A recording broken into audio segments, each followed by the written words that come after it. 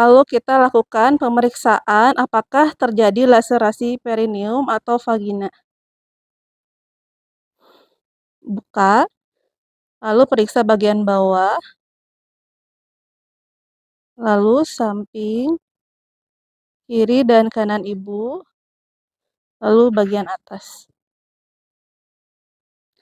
Pastikan tidak ada laserasi perineum. Apabila terjadi laserasi perineum derajat 1 dan 2, lakukan penjahitan perineum.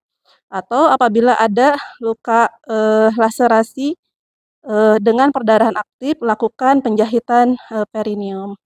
Lalu kita cek kelengkapan dari plasenta, cek tali pusat, lalu kita cek bagian maternal dan bagian fetal, kita cek kotiledon,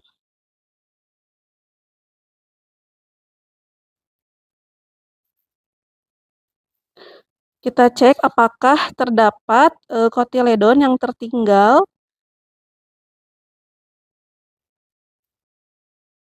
Setelah dipastikan tidak ada kotiledon yang tertinggal, lalu kita cek selaput korion dan amnion, apakah terdapat robekan.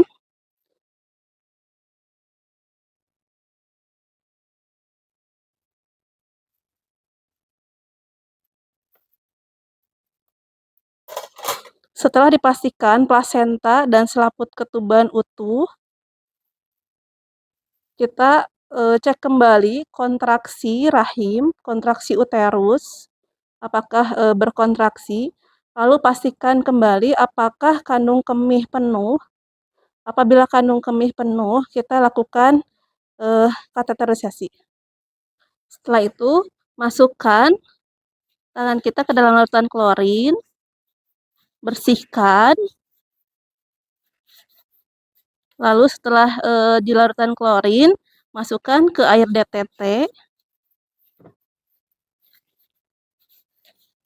Setelah bersih, kita keringkan dengan handuk pribadi atau dengan tisu.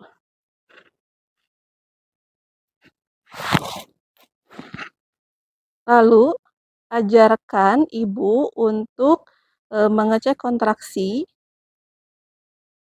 Ibu, ini uterus ibu teraba keras. Boleh pinjam tangannya ibu. Nah, ini adalah yang keras itu adalah rahim ibu.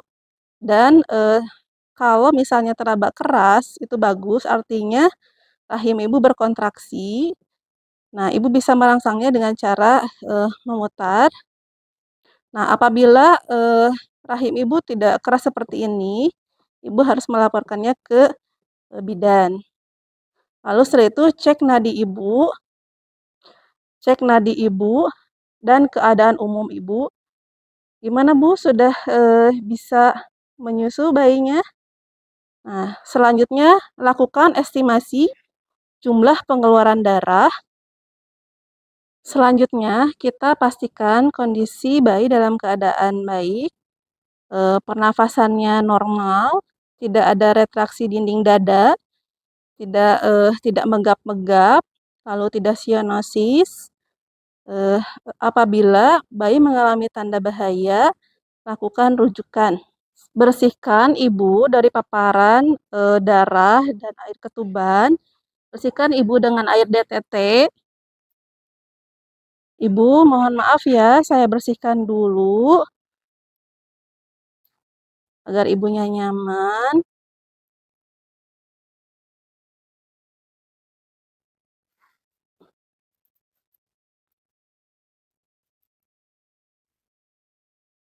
Maaf Ibu, bokongnya diangkat dulu sebentar.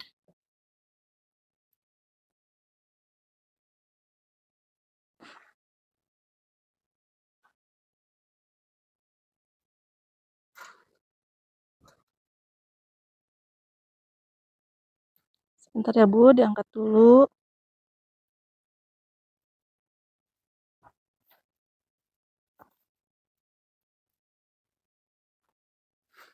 Simpan.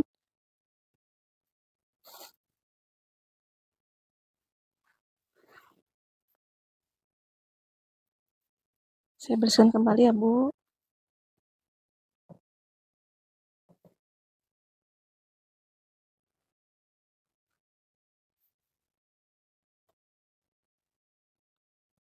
Bu, saya pakaikan celana dalamnya ya. Mohon maaf.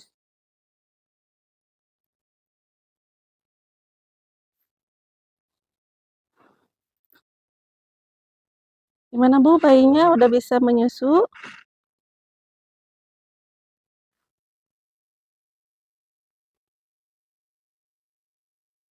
Bu, mohon maaf diangkat dulu bokunya sedikit ya Bu ya.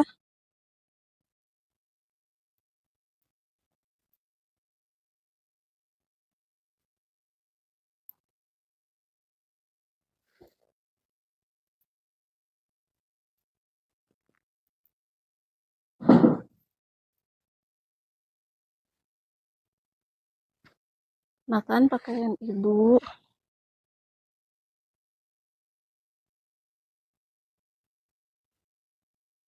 Mohon maaf Bu, saya bantu pakaikan pakaiannya.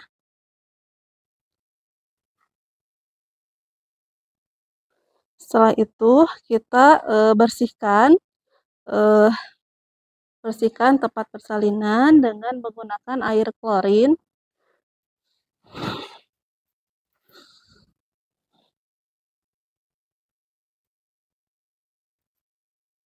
Bu, mohon maaf dibersihkan dulu ya.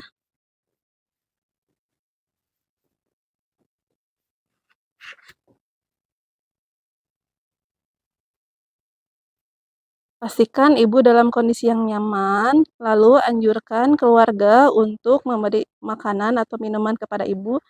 Pak, silahkan ibunya dikasih minum, makan, dan pastikan dalam kondisi yang nyaman.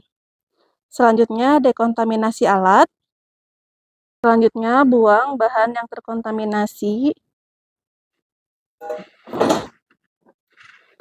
Lalu, lakukan dekontaminasi ke dalam lautan klorin.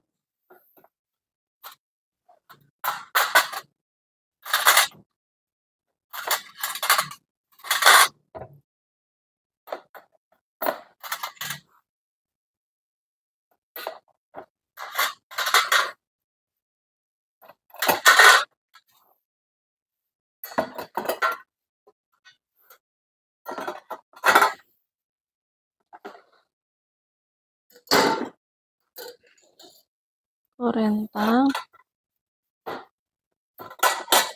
Lalu celupkan tangan. Buka secara terbalik. Lakukan cuci tangan. Selanjutnya kita gunakan sarung tangan bersih.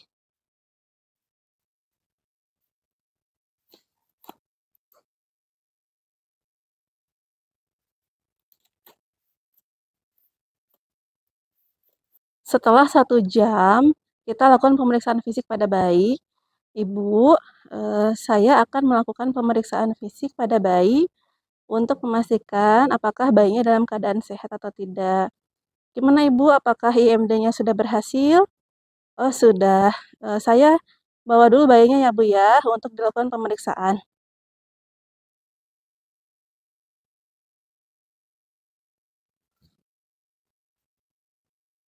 Setelah 1 jam, kita lakukan pemeriksaan fisik.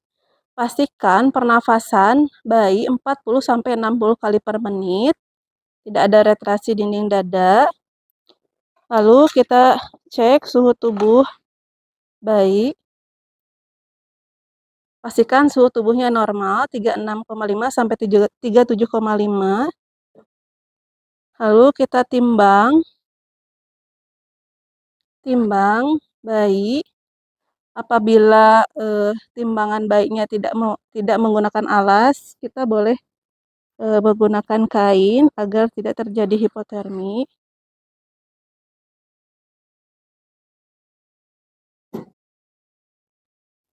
Kita timbang berat badan. Setelah dilakukan penimbangan berat badan, kita ukur panjang badan bayi.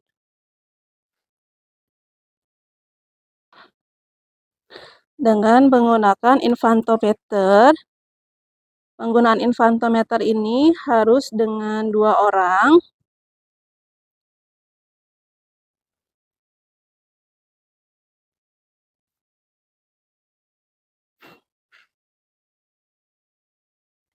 Dede diukur dulu ya.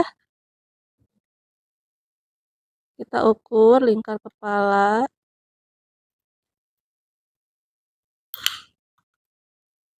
Ke bagian oksiput. Kita pastikan lingkar kepalanya normal. Setelah kepala, kita ukur lingkar dada. Dan pastikan bayi dalam keadaan hangat dengan menggunakan lampu. Saya diukur dulu ya.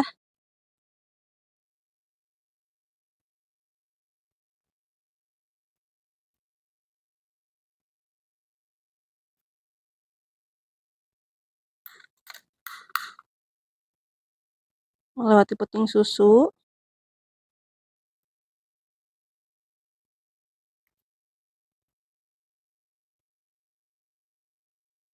Selanjutnya, setelah melakukan pemeriksaan tanda-tanda vital dan antropometri, kita berikan salep mata tetrasiklin 1%.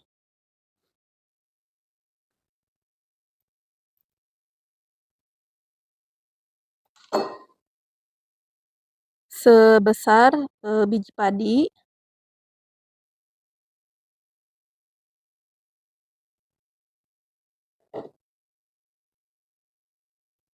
Lalu 1 jam pertama selain salep mata, kita suntikan Vitka di paha sebelah kiri.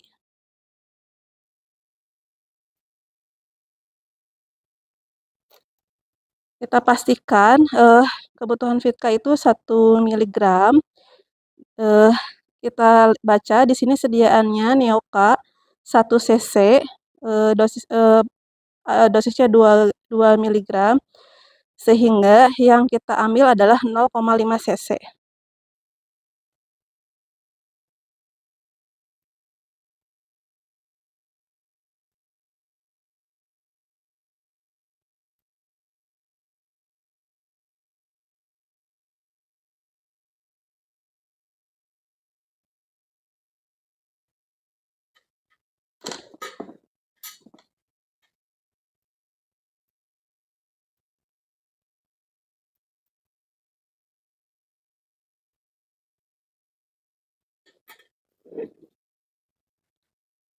Suntikan Vitka sepertiga bagian atas paha, sepertiga anterolateral.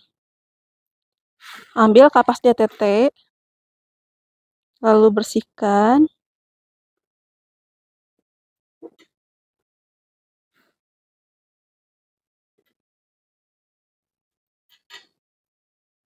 Suntikan Vitka secara IM. Dede maaf ya, disuntik dulu.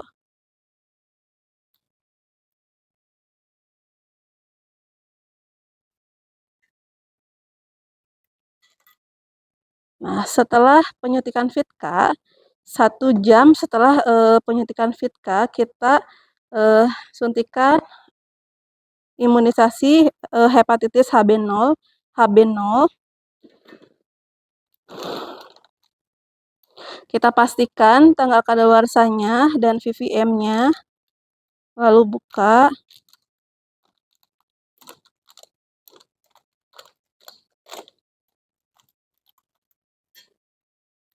Lalu kita masukkan needle dengan cara pegang tutup dari vaksin HB0 dengan leher, lalu dekatkan sampai tutup dan leher dari vaksin ini mendekat. Ambil kapas DTT, lalu suntikan di paha kanan. Setelah 2 jam bayi lahir atau setelah 1 jam setelah pemberian vitamin K. Suntikan di sepertiga atas anterolateral secara IM. Lalu tekan, pastikan vaksin habis.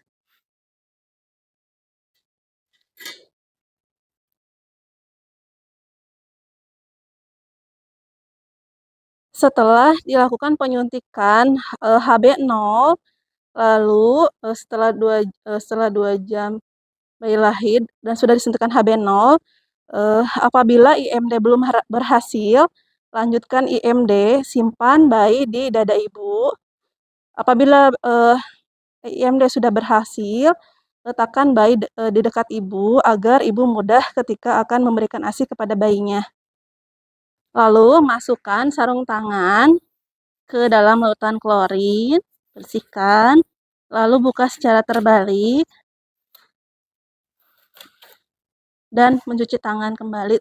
Setelah itu, kita lengkapi partograf dan lakukan pemantauan kala 4, yaitu setiap 15 menit sekali pada 1 jam pertama dan setiap 30 menit sekali pada 1 jam kedua.